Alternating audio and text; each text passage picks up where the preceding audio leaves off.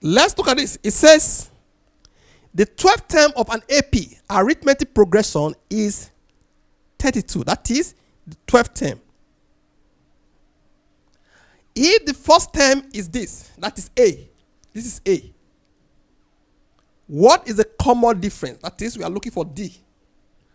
We should correct to one decimal place, okay? No problem. Let's see.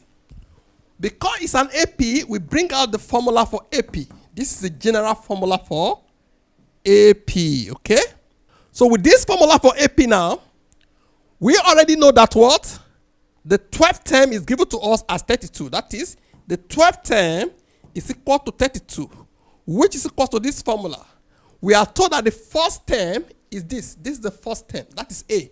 1 over 1 over 2 plus 12, which is N. Then we put D here. That is what we are asked to find, the common difference.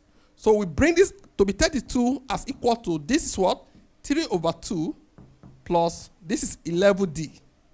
We move this to this side to have 32 minus 3 over 2 equals to 11D. You agree with me? This is over 1, 2, 64 minus 3 equals to 11D, which will give us 61 over 2 equals to 11D.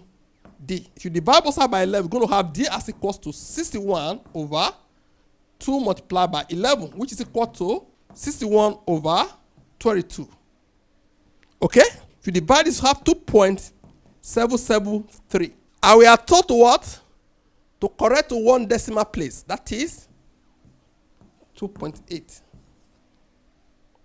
That is to one decimal place. To 1 DP.